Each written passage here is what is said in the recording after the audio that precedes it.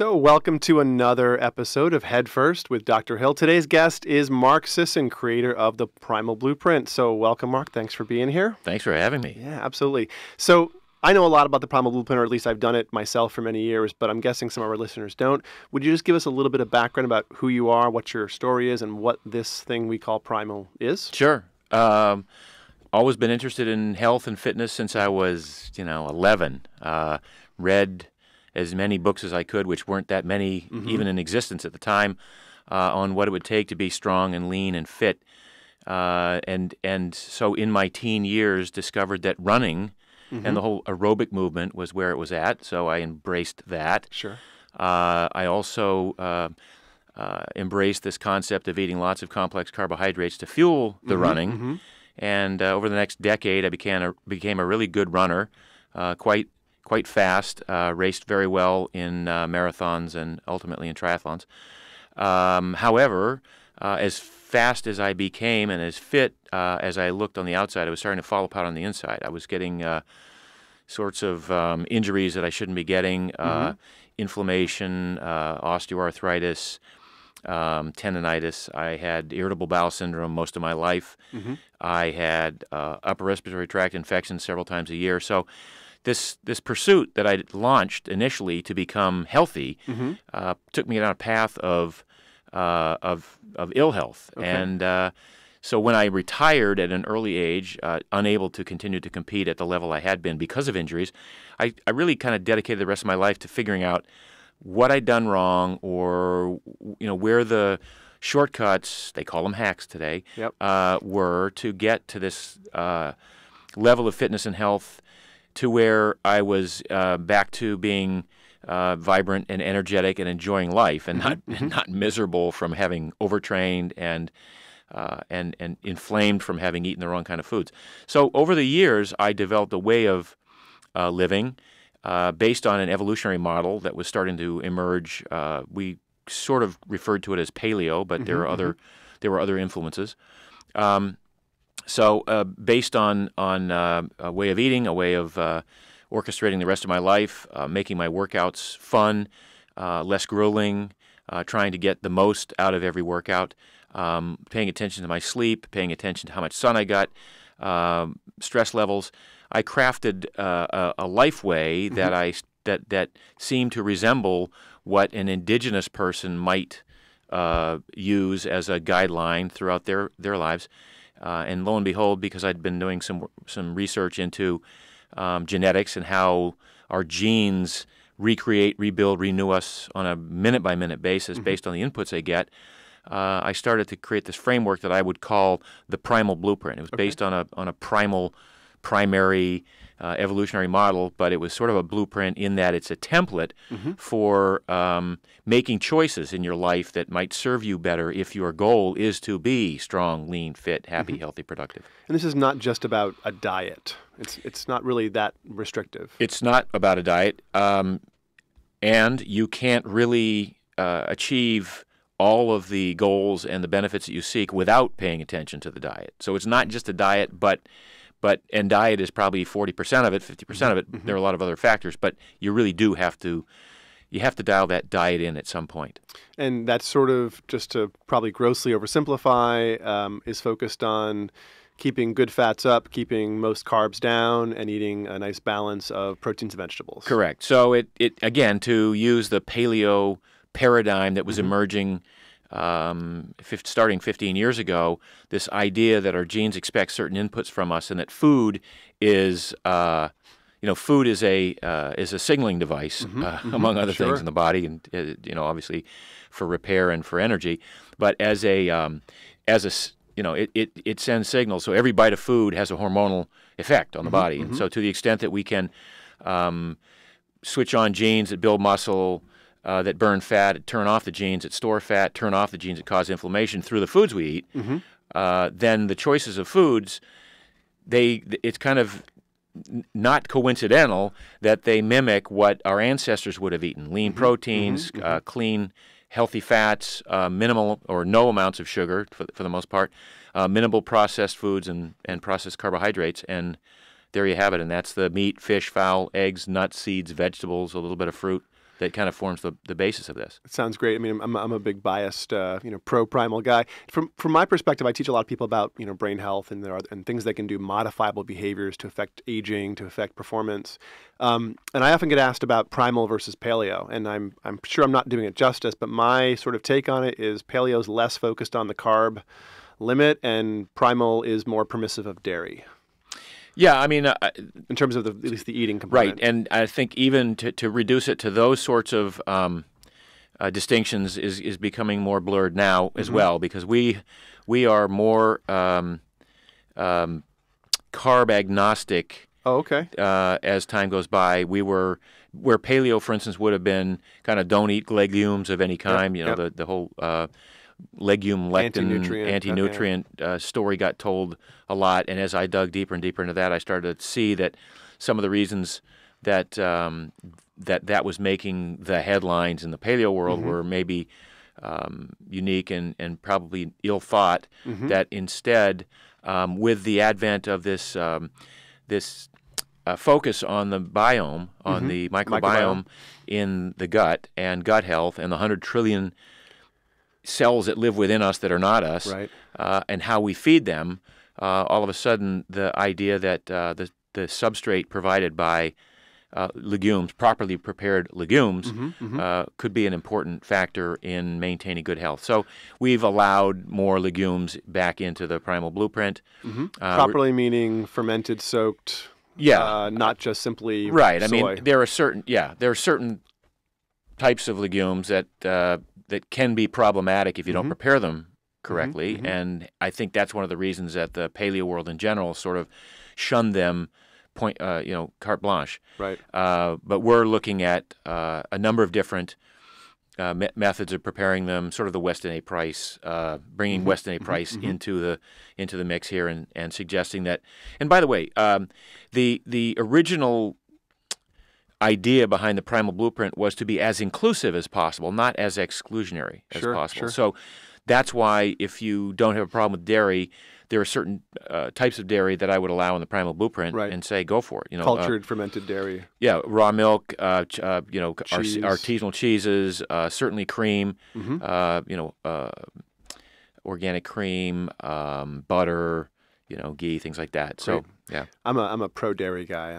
But that's simply because I'm Scotch Irish, and we survive on dairy as the primary protein for hundreds of years, probably. Right. So right. That's wonderful. Dairy and spuds. Yeah, the potatoes were relatively recent. Before the potato became big in Ireland and Scotland, it was dairy and like 47 kinds of different fermented dairy as the main source of protein. Yep. So kind of interesting stuff. So paleo is still pretty anti-dairy though, as a movement. Correct. But that's just the food component of it. There are other things certainly in the Primal Blueprint that are much more about architecting your lifestyle, architecting your activity, your behavior. Phrases come to mind like move slowly often and lift heavy things. Yeah. Can you say more about the idea that we need to be actually activating the body's Yeah, I mean we're bipedal, which if you think about it and you think of all of the work that Dean came and put into the Segway to get two wheels to stand up and not fall over, and that's what we have. Two wheels that we can stand up and not fall over. It's amazing how we don't just topple over all the time. Well, the way we're designed is to be mobile and to be agile and to move around a lot.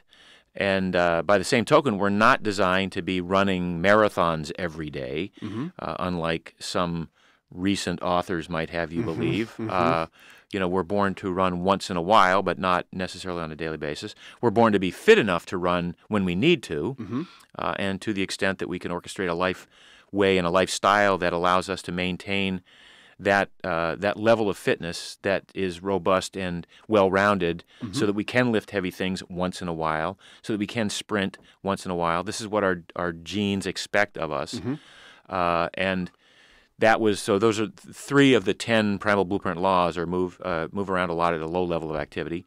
And that just means, it doesn't mean it's not really about burning calories. It's just about moving. It's just activity. About the fact that your body needs to move through as many ranges of motion and planes of activity as possible. lift heavy things, again, really no more than twice a week. But, the ancestral model was to drag the carcass back to camp, to build a camp, to carry a baby all day long, to lift things that prompted a response at the genetic level to make that muscle stronger. Right. So to the extent that we want to lift heavy things to build muscle mass, you would say, well, why do we want to build muscle mass? Well, the whole body, the systems of the body are orchestrated around supporting lean muscle mass. So your heart beats according to the demands of the muscle. Your lungs expand or contract according to the demands of the muscle. Do we need more oxygen? Do we need to take in greater volumes of oxygen? The liver processes fuel and removes toxins, largely according to the demands of muscle. And so on. Interesting way to frame that. I hadn't thought about it in that context. And then if you look at it in the ultimate iteration of that, you say, well, what does that look like when I'm 80 or 90 years old and I don't have much muscle mass? Well, what it looks like is the fact that you haven't done anything for decades and your muscles have atrophied. That also means that the heart has had no reason to pump briskly. Sure. So the body doesn't want to hang on to any system that it doesn't really need today. It's a waste of resources. So body's very efficient in getting rid of stuff that it doesn't need except for fat. Right. But in terms of muscle mass, the fact that you can decide to move, and then by your deciding to move and making that movement, the heart then says, oh, I guess I got to beat a little bit faster and keep up with that demand. The lungs start to breathe a little bit more.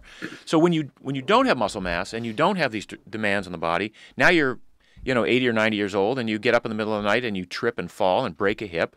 Well, your bone density is terrible because the bones had no reason to maintain their structure because you hadn't been doing any weight-bearing activity. You break a hip, you get pneumonia, you're prone, you can't cough up the sputum. You basically either die of the pneumonia or of heart failure from the heart not being able to keep up with congestive heart failure. So all of this goes back to the beautiful design of the human body, which sort of still requires that we do something to maintain its integrity on a regular basis. That's wonderful. So this sort of is in line. I'm a gerontologist. I teach courses at UCLA on aging. And we tell people that no less than, depends on what year it is, but now it's 7,000 steps a day. It used to be 5,000. And it's just steps. It's again not burning calories per se. It's remaining active. And one of the biggest predictors of a quick decline in health is loss of mobility. Yeah, absolutely. The hip thing, happens a lot, and the hip itself, as you alluded to, is not the reason people tend to die. It's because of secondary infections in the hospital, because of loss of mobility and changes in lifestyle. So this is all pretty congruent with aging, gerontology theory. So I mean, we could take that to as many different generations or iterations as possible. One would be you get an infection in the hospital, and because you haven't been in the sun for 10 years, your vitamin D levels are low, and you haven't been supplementing with vitamin D. So there are a lot of aspects of the Primal Blueprint that are based on this longevity model, which is how can I live? We have T-shirts that say "Live long, drop dead." Right. Compression and morbidity. Yeah. Push your illness to the last few moments of your life. Right. And the bizarre and perverse iteration of that currently is, you live long, but you're ill for 20 years, and somebody's got to pay for that. Yeah, I think about this a lot in terms of flattening trajectories. So we all decline a little bit. In terms of body mass, there's this thing called sarcopenia, where 30 years old and older, we tend to have a long, slow drop in muscle mass, bone mass, water mass, and an increase in adipose mass. But I imagine, and I'm not sure, but I imagine that remaining active, weight-bearing exercises, these things will blunt that trajectory More of than loss. blunt it. I mean, I on a daily basis, thousands of people, discover the fact that at 55 or 60, they start working out, and they haven't for decades, and they realize that they can increase their muscle mass. They can still decrease the amount of fat mass. So the sarcopenia you're not just stemming the decline, you're actually reversing it and improving. Some of the most compelling studies I've ever seen are on octogenarians who are bedridden, who you get them into a leg press machine or some kind of machine in the gym, and their strength improves 300 or 400% over a 6-week period. Wow. The body still responds. You just have to make it do something. You just have to make that decision.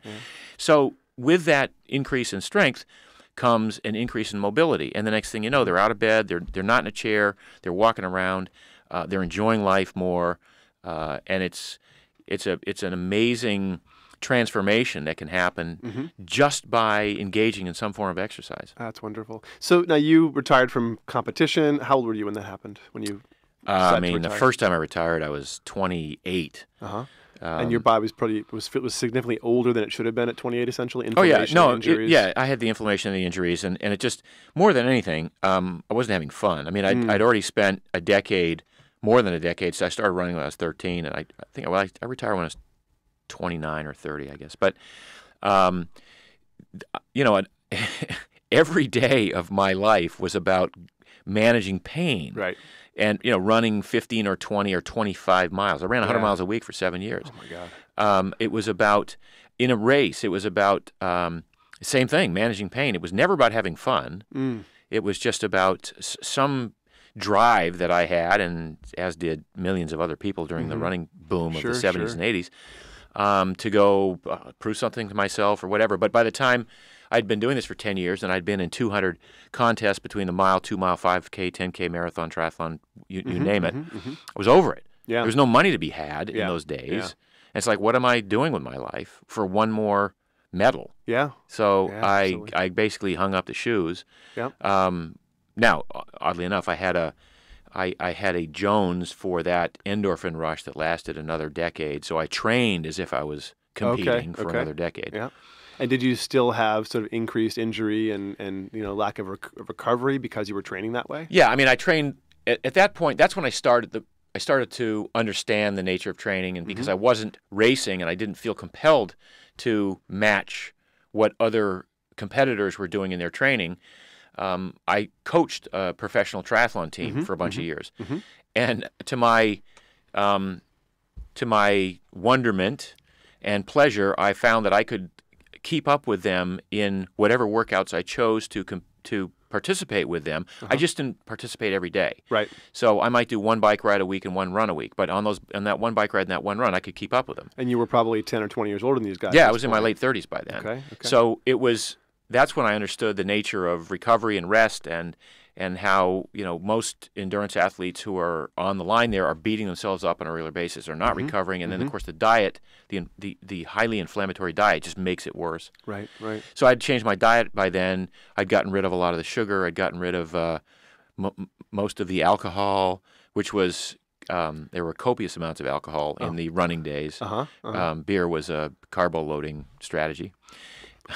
So it's an enjoyable strategy. It was. No, this was in the days when beer companies sponsored races all over the place. Really? Bud Light, there were all sorts of trucks with spigots at races. Sure. Actually, my brother, my sister and my father are both long distance runners. My sister does a lot of marathons. She's about 5 feet tall and runs marathons. And I remember as a kid seeing tap trucks at beer at the race. Interesting. Yeah. So I gave up. I stopped with the prodigious consumption of beer.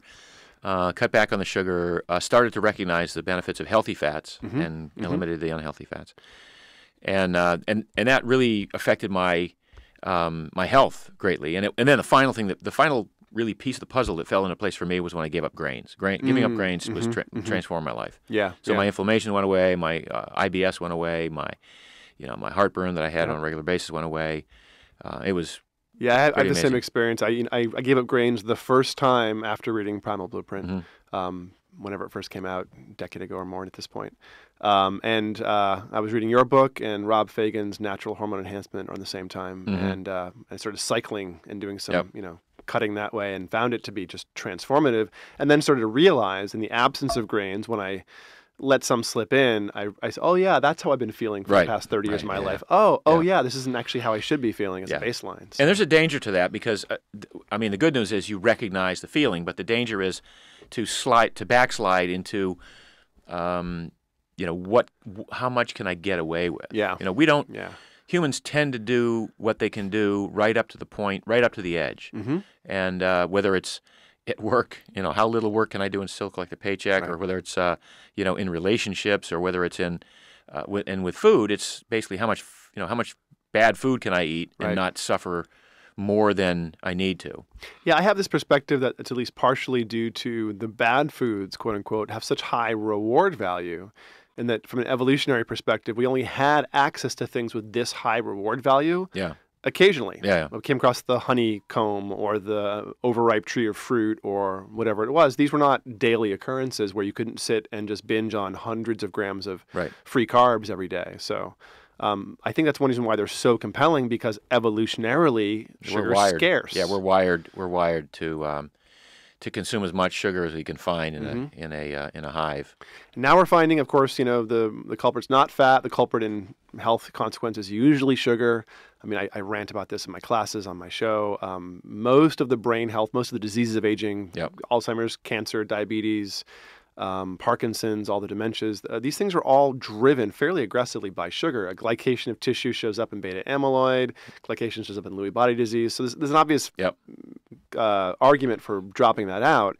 But beyond simply restricting carbohydrates, what sort of primal implication is there for actually improving long-term aging, decreasing brain inflammation? That has less to do about sugar and more to do with actually the addition of fats or your body using fats. Do you have any sense about that? Sure. I mean, again, food is fuel and it's information, and so the first thing I do is cut out the sugar. I mean, that's the more gets accomplished by doing that than any other single factor. Yeah. And I've said this for probably a decade, and Ron Rosedale said it for 2 decades, and that is the less sugar you burn in a lifetime, the less glucose you burn in a lifetime, probably the better off you are. Yep. So to the extent that you can eliminate sugar, eliminate that first part of the glycation experience, to reduce inflammation as a result of having reduced sugar, to reduce insulin, which is also inflammatory. All those things fall into place as you cut back on sugar. Now, in terms of the healthy fats, the latest trend is to experiment with ketogenic diets and to see how. Yeah, what do you think about that? I'm a big fan. I'm writing a book on ketogenic diets, and but I'm a fan of it as a tool in a lifestyle. I'm not a fan of it as a way of living necessarily, partly because I just enjoy other kinds of food so much. I don't want to I don't want to be exclusionary. And one of my personal mantras is I want every bite of food I ever put in my mouth to taste great. So I don't want to choke something down just because it's supposed to be good for me. Right. And I don't want to be over-consuming the crunchy, salty, fatty, sweet stuff that's going to, even though it tastes good in the moment. I will say, you sent us some bars of your Primal, they're crunchy. Primal bars? They're crunchy, they're salty, crunchy, salty, sweet, and yummy. I mean, and they're healthy. A couple of my research techs went through a box in about half an hour. It was great. But no, past week I've been eating a bar as breakfast with my cup of coffee after yoga. Cool. And just forgetting that I need food. It has this really profoundly satisfying. Good. Part of it is they're chewy, and you have to work at them to eat them. So I had a problem with bars that we just you eat 3 bites and they're gone, and you're like, wait, I just had 240 calories and I don't even feel like I did. So we make you work for it a little bit. Yeah, there's a little nucleus next to the hypothalamus that actually, hypothalamus is feeding and stuff. There's a specific nucleus that actually looks for crunch. Yep. That tries to get, probably breaking into bone marrow or something evolutionarily. So if you satisfy that, that's a big piece of it. So that's wonderful. Cool. Good design. And then just to sort of segue that back to original discussion about mobility, we have 8 grams of collagen protein in there. And collagen is an integral part of connective tissue. So not just bones and muscle and skin and hair and nails, in which collagen is prevalent, but tendons and ligaments. And so when you're doing that wide range of motion and those movements, and over time you tend to lose that mobility because you're not doing them, the supplementation with collagen helps to support the regrowth of that healthy tissue. That's great. So in my case, I literally had severe Achilles tendinosis about 4 years ago. Was told I needed to have surgery on both Achilles to scrape them down, to scrape the scar tissue off, and then put them in a cast for a couple of months, and it's like, I don't think I'm doing that. And your collagen-producing cells, fibroblasts at your age, you're probably about 62 or 3. I forget how old you are. Yeah, I'll be 64 in July. Yeah. Your collagen cells still exist, but they aren't replicating anymore. Correct. They're producing more collagen. Yep. So this is almost a dietary strategy to continue collagen access. Exactly. And up until very recently, bone broth was the sort of go-to collagen source. Yep.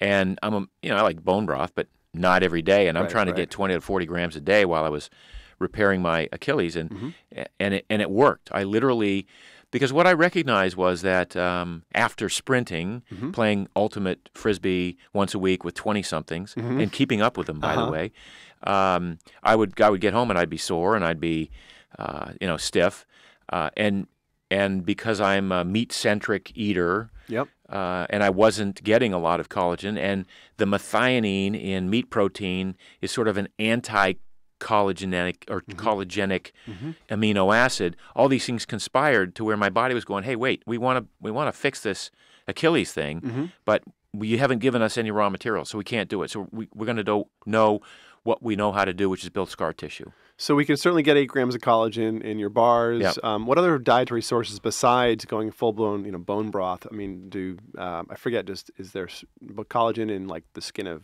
roast chicken? I mean, I forget. Yeah, it's like I have friends, like I told somebody about a professional baseball player about my bars, and he goes, yeah, well, I eat the bones of chicken.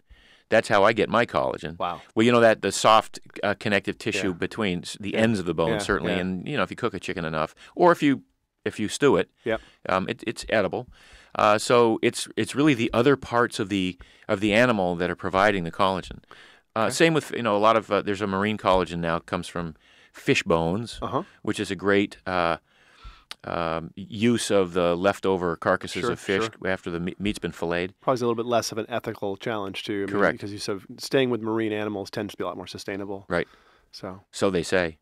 Yeah. Well, we may find out in the future that. Yeah. I grew up in a fishing village in Maine. Oh yeah. Where'd you grow up? Booth Bay Harbor. Oh, I grew up I was born in Bangor. Oh, actually in Hampton, outside of Bangor. How come you don't talk like that anymore? Because when I was 7 years old or 6 years old, I moved down to Boston, and my mom would always say, "Don't drop your R's. You sound so tough." So I ended up with sort of a neutral accent. Okay. But I used to have that Maine accent. Yeah.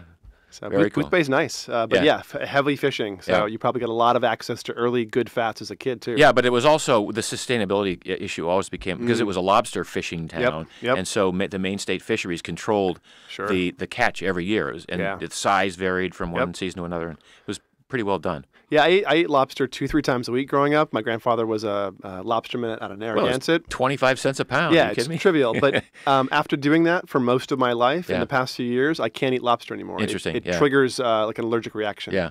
But for most of my life, I was fine, and it's just accumulated enough. Right. I think I might have overdone too much of a good thing. Right. I don't know. So let me ask you more about these Primal Kitchen products that you're producing. Right. I have a couple in my office now. I notice a lot of these things are sort of driven by avocado oil.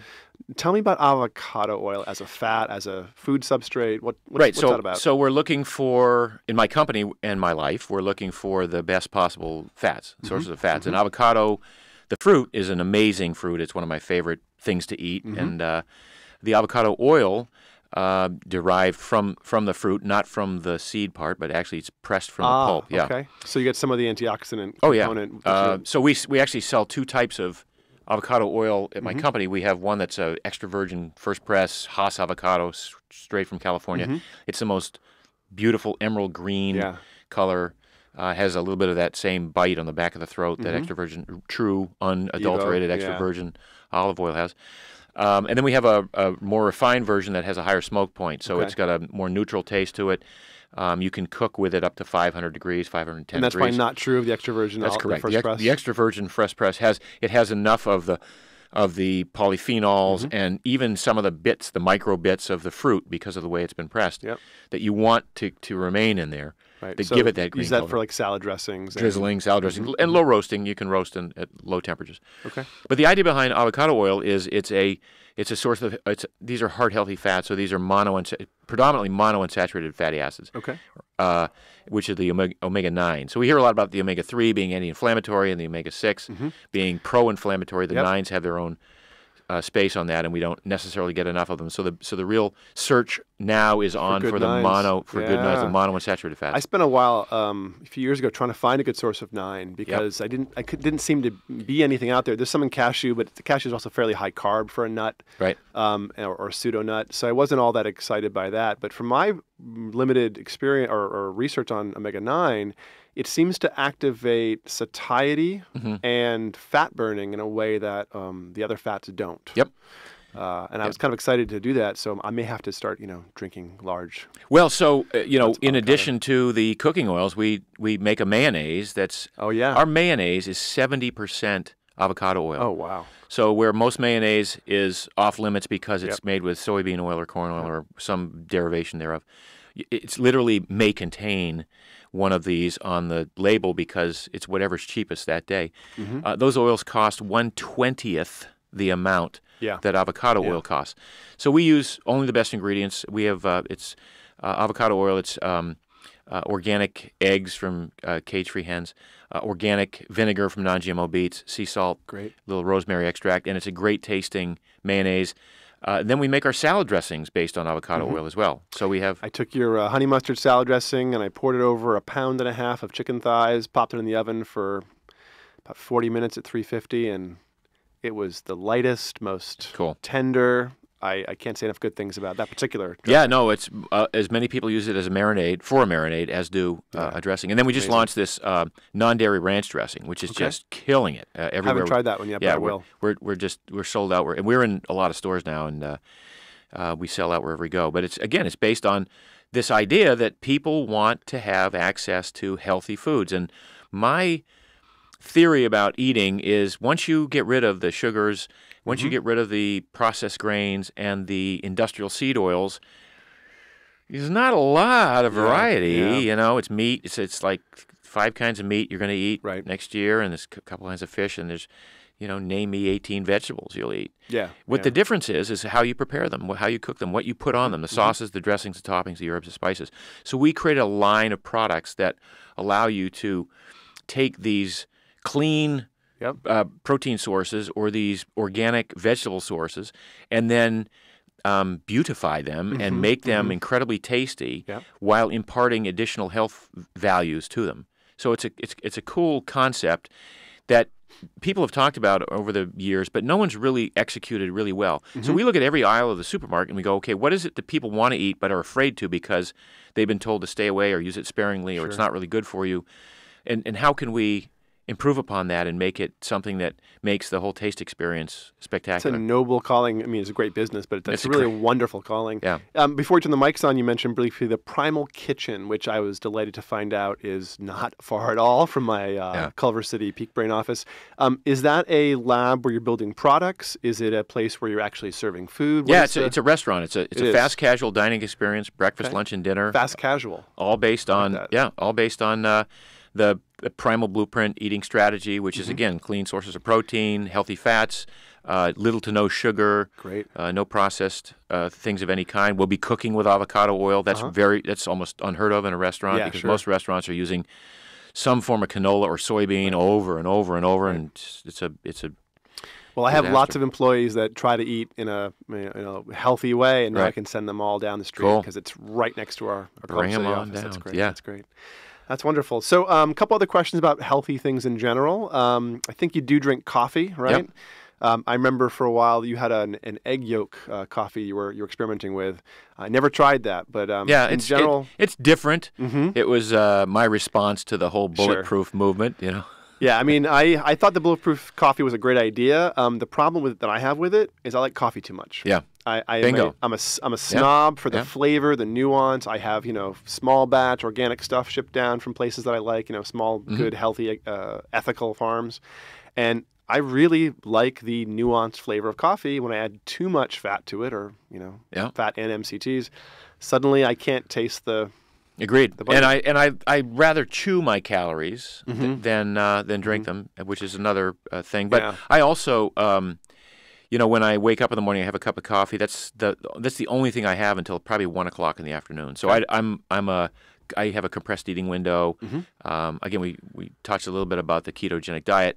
Not that that's a ketogenic. Sort of intermittent fasting. That's sort of an intermittent fasting thing, but it still promotes a ketogenic effect, and it sets you up for the ability to embark on a 3 or 4 or 10-day ketogenic life without any major concessions. What kind of window is it? Is it a 6-hour, 8-hour, 10-hour? What do you do? Well, so I eat from 1 to 7. Okay, 6 hours. I don't eat for 6 hours, but I mean, I only eat anything. That's at the buffet, just exactly. shoving it in. Yeah. Which happens sometimes, and people start to do this IF. No, it's interesting. They starve until they don't. No, it's people who. When I first started talking about healthy fats, people say, oh, "This is awesome, Mark. I can eat healthy fats." Yeah. They didn't cut back their carbs. Right, big problem. And I go, and they're saying, "Mark, I did your healthy fat thing, and I'm gaining weight. I'm not losing weight. I'm gaining weight." Yeah. Well, dude, when you take in 4,500 calories a day and 300 of them are still carbs, you're worse off than you were before. Yeah, I rant given any opportunity that there's zero evidence in the absence of sugar that fat does anything. But in the presence of sugar, it's nasty. It's a perfect storm of horrible health. Yeah. So all right, so coffee's a plus. Yep. Get the antioxidants, get a little stimulation. Yep. What about things like meditation? How do you feel about that? Do you do that? I think it's a wonderful thing, and I don't do it. Okay. I just all right. My excuse is that I spend enough time alone paddling or hiking in the zone. Yep. That's my form of meditation. Okay. Rather than finding a quiet space in a room. I mean, I'm out in the ocean alone. Sure. Digging it. And those moments that I can find to be out on a paddle board are few and far between because I'm so busy now that when I do those, that serves as the meditation. But I'm a big fan of meditation for people who do. My sister was one of the original disciples of the Maharishi Mahesh Yogi, and she taught it for years and years. And so don't get me wrong. It's just I just feel like you're getting the benefits. Also, from my perspective, the brain building. There's a lot of lateral frontal lobe cortex that you lose with aging and normal aging. About 15-20% of that cortex can be lost over time from the ages of 40 to 70. Yep. If you are a meditator for even 20 minutes a day, you seem to sidestep that completely. But you're probably also already sidestepping a lot of that loss because of the way you eat and because of how active you remain. And I have a hunch you're an active guy who has to deal with lots of different challenges intellectually, day to day, moment to moment, as a business owner, as somebody who's a thought leader. You don't have a set path of challenges that you do the same thing every day, right? You're always changing gears. It's almost the antithesis of a regular workday. Yeah. That's quite good for you. All right, so no meditation, but you're probably getting meditative experiences at least. Some intermittent fasting in there. Of course, we're eating Primal. Yep. What other things do you do besides? One of my I try to stick to a regular sleep schedule. I'm a big fan of sleep, and I think sleep's one of the most overlooked aspects of health in general. Okay. Certainly of mental health, certainly of in addressing depression, and probably in addressing productivity. I travel a little bit more than I'd like to, so when I do travel, I'm very aware of the tweaks that I need to accomplish because I think crossing time zones is probably one of the most stressful things a human can do. Sure, yeah. And I meet people who do it, that's their life. They do it all day. They're road warriors. But I've, when I travel, I've got a process where I can, I never get jet lag because I can dial it in so specifically. I know exactly how much I need to sleep on the plane, when I need to sleep on the plane, how late I need to stay up when I get to the place I'm going to be, when to take melatonin, how much melatonin to take. That it's become such an intuitive part of who I am. As long as I have my tools in front of me, as long as I have my melatonin, and as long as I have access to a place to sleep at, and I'm not being forced to, spend the night in an airport waiting for a connection. Right. I get that pretty dialed in. But in my day-to-day life, I try to go to bed. I try to get 8 hours of sleep a night. Okay. And I don't apologize for that because I think, again, sleep is wonderful. And so I have a ritual at night when I'm home. I have a pool that I keep unheated and a jacuzzi right next to it. So around 10 o'clock most nights, my wife and I will go out, and she doesn't like cold water. I do a plunge, so I'll usually walk into the pool to start, and right now it's around 52 degrees, so it's pretty damn cold. It's very cold, yeah. And just before I start shivering, I'll get in the jacuzzi, and then we'll hang out for 20 minutes in the jacuzzi and go over the days, whatever happened. By the way, all the lights in the house have been turned off. Okay. All the lights in the yard have been turned off. There are no neighbors around, and we have a fire pit. So I've got a fire going. So we got a nice fire light. And so we'll spend 20 minutes doing that, and then when she heads up to get ready for bed, I'll take one more plunge in the pool. So I'll finish cold. Okay. Close up those capillaries. Yeah, and it's brilliant. I mean, it's I sleep like a baby. Mm-hmm. It's a great part of my ritual. She doesn't understand the cold part. And I got to explain to you, when I was a triathlete for a while, and one of the reasons I quit doing triathlons was I just hated the cold water. I grew up in Maine, Yeah. where I was forced as a Sure. skinny little Totally. 11-year-old kid to go Yeah. to YMCA day camp Yep. and learn how to swim in a saltwater pool that filled up, twice a day. Yeah. From the ocean. From the ocean. Yeah. And so I just had this thing about cold water. I never, as what's her name in Gone with the Wind said, as God is my witness, I'll never again, want to be cold. So when I when I was doing triathlons, I hated getting in an 81-degree public pool. Right, It was just too cold, right? Okay. So now my latest kind of thing is, all right, address cold for what it is. It's not good or bad. It's just a sensation. So I literally, I'll go from my house into the pool, and I'll walk into the pool. I won't dive in. I won't plunge. I'll walk in with that thought process that it's just a sensation. It's just a feeling. It's not good or bad.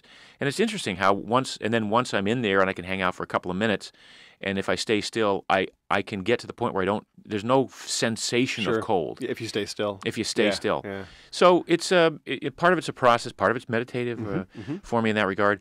But anyway, so that's so part of my ritual is to make sure that I go to bed cool enough to get right to sleep, to have had no more exposure to a blue light for at least an hour before I go to sleep, and it's just that warm amber light from the fire. Yep. And you're avoiding blue light by just avoiding screens and just incandescents, or are you actually using things like No, I don't. F-Lux and blue blocker glasses? No, I don't use F-Lux because I try not to be on the computer that late, and I don't.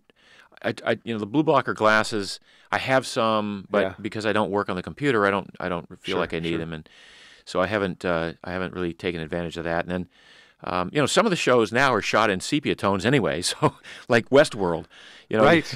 Yeah. it's basically there's no blue light coming out of Westworld at all. So anyway, so I digress there, but I try to get the sleep, and then the sun exposure. I'm a big fan of sun exposure. Now, because I'm for some reason I had my DNA tested a couple of years ago, and I'm not a good converter. Yeah. So I do supplement with vitamin D. Okay. And but my company makes a vitamin D.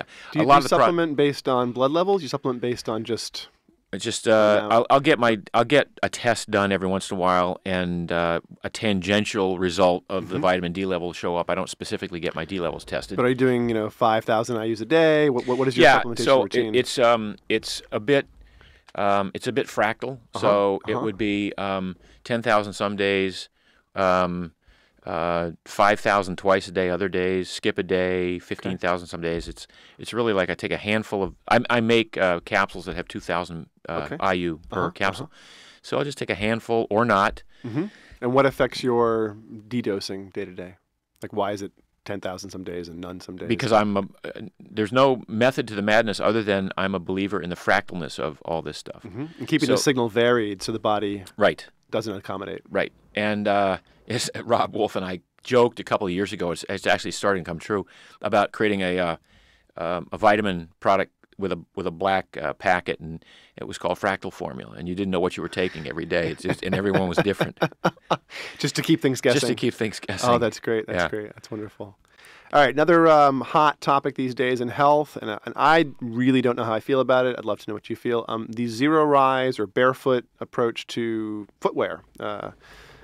Oh, look at that. So Mark's holding up his foot. If you're just listening to audio, he's got some Vibram 5 fingers, looks like, on his feet. So you're pro the zero rise. All I've worn for 10 years is actually all I've worn is Vibram 5 fingers. I mean, I'll do a Vivo barefoot once in a while. I'll do some of the other shoes, but it's the toe spread as well as the low rise or no rise that so the toe box being wide enough to allow the front of your foot to actually So any even of the wide shoes, I haven't found one wide enough that accommodates my feet. Partly because I've grown them that way in the last 10 years by wearing the Vibrams.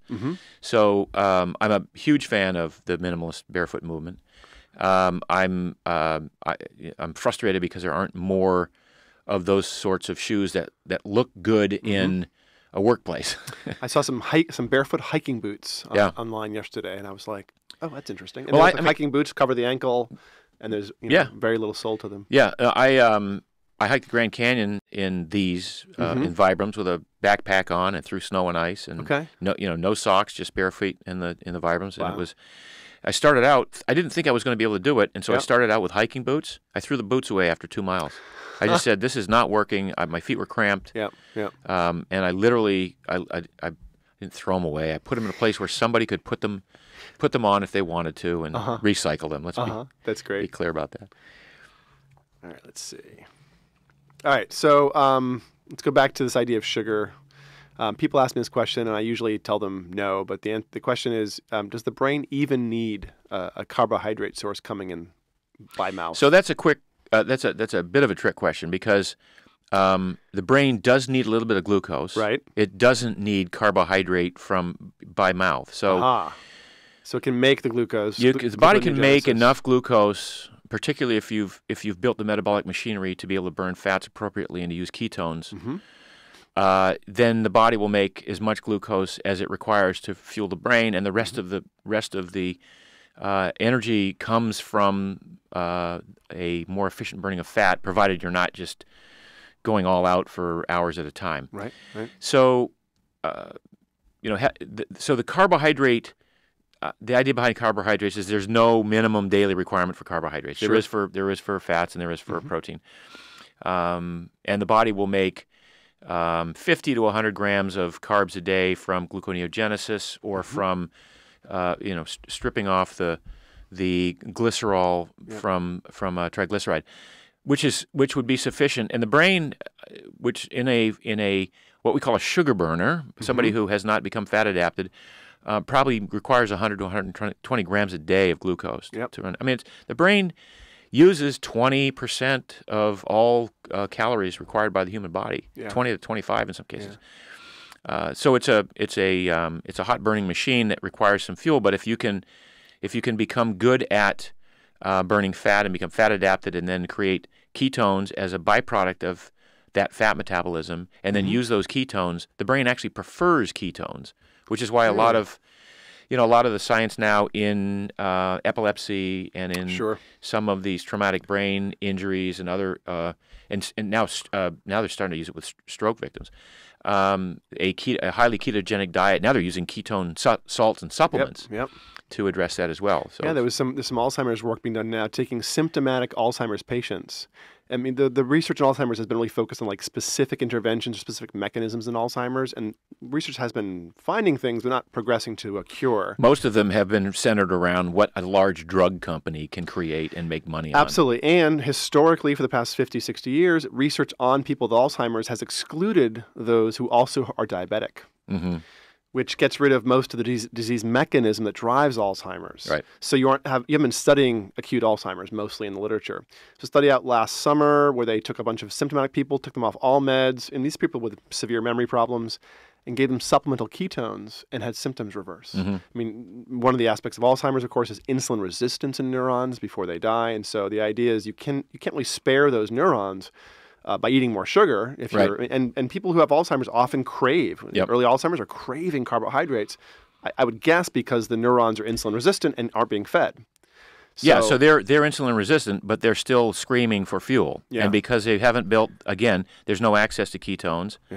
And over time, there's also this mechanism, this mitochondrial biogenesis, where the mitochondria become even better at burning ketones, so they become more efficient. So, and where one of the sort of the most obvious manifestations of someone who hasn't gotten to that space yet would be a carb-centric eater or a sugar burner, as I lovingly refer to people, who goes and attends a 1-week ashram where they're not eating but juice and water, 500 calories a day for 4 days or 4 or 5 days in a row, and they go into ketosis, but they're still logy and tired, and you can smell it on their breath because they're expelling this amazing fuel because there's no mechanism to really burn it. To use it. Yeah. So that actually leads me to another question. Something that confuses me about this big push in supplemental ketones. I see lots of products proliferating. I see lots of claims.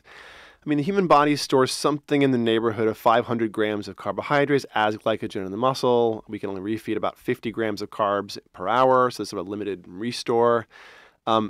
that means unless you are fat adapted, lowish carb, you probably have a fair amount of glycogen, stored carbs you're carrying around. What does the dietary ketone, the supplemental ketone, do in the presence of existing glycogen? I mean, is it useful? You tell me, because I'm not buying it. Yeah, I'm not buying that. Thank you. Yeah. So this is the attempt to take existing science, fringe science, and popularize it with a supplement that everybody can take and access fat burning right away, and it just doesn't work that way. So unless you've built the metabolic machinery to use ketones, you're just same thing. You're going to sweat them out. You're going to piss them out. That's my thought. And I see these companies who say we have ketones, and I say, well, how are you, justifying that you're saying this is causing fat burning when people aren't low carb? And they say, oh, well, we can measure ketones in the urine. It's like, well, yeah, you've just eaten that ketone. You're supplementing your toilet, so to speak, at that point. Right, and there's a cascade effect that I'm only postulating right now, because when most of the ketone supplements, 14 grams of beta-hydroxybutyrate, which is about 7 calories per gram, isn't that much energy that you're providing. So where's the energy coming from? And if you, so if you're not good at burning ketones, and you're not using the ketones to jumpstart some more ketone production, which is one of the theories that people have about keto-adapted people taking these ketone supplements, and if you're a sugar burner and you're taking these ketone supplements and you're peeing them out, then you're getting nothing. Yeah, so nothing where's the benefit? No, I have the same perspective. I just wasn't sure if there was something I was missing, if there was some real science there. But as far as I can tell, it's marketing mostly. One related idea. Every so often I go fairly low carb. I have this maybe informed by your book. I don't remember. I'm perfect about 80% of the time, and the other 20% of the time I throw caution to the wind. And he's perfect. Well, dietarily. Oh, I eat. I'm far from perfect in any other way. But about 80% of the time, I keep my per meal carbohydrates well below 20 grams. I keep my daily carbohydrates below about 65 grams. Probably came from Rob's book. And it works really well for me. But if I've been out of, shall we say, good behavior for a while, and I'm putting on some pad and I'm getting a little lethargic, for some reason, I seem to be able to kick off a much quicker sort of back into good diet, back into fat burning with chicken livers. It seems to be this magical turn on everything for my system, and I have no idea why. It doesn't contain ketones. It's just, it's got a lot of good nutrients, but I have no idea why chicken livers seem to be this magic fuel when I need to really just start kicking off that, better fat metabolism. I mean, chicken livers are certainly fatty, so, it's one source of fats that may resonate with your body more than others. Yeah, it seems to. Otherwise, I don't have an answer for you. All right. Well, I appreciate the stab at it. So, Mark, any other thoughts or general advice you have? Any other biohacks you're playing around with? Any future perspectives you want to share with us on where Primal's going or where your own adventure's taking you? Well, I think my theme for 2017 is mobility. Okay. Yeah, I think that between my interest in collagen supplementation and my interest in maintaining my own mobility so that I can play and have fun. And for me, that means paddling, it means snowboarding, it means playing ultimate frisbee. So my focus is going to be how do I maintain mobility through the next 20 years. 3 decades. Yeah, 30 years, exactly. And we're, of course, accelerating aging medicine, too. So you may and if Kurzweil's thing comes to pass. Poor Kurzweil. I got to be ready for that. Yeah, I mean, he keeps pushing back the date as he gets older. I think he's just trying to make it, happen in his lifetime. Yeah. Well, thanks so much for being on the show. If viewers and listeners are, want to chase you down and learn more about you, learn about the products, where can they do that? The blog is marksdailyapple.com. The book is The Primal Blueprint, available on Amazon. The product line Primal Kitchen is at primalkitchen.com, and you can find it on Amazon. We're the #1 best-selling mayonnaise on Amazon every day for the last 12 months. I have some of that mayonnaise. I haven't tried it, but I'm going to go home and make some. Check it out. So great. Well, thanks so much for your time today, Mark. And I'm sure listeners have lots of questions, and we'll point them at all your places to find you on the show notes. Sounds great. Great. Thanks.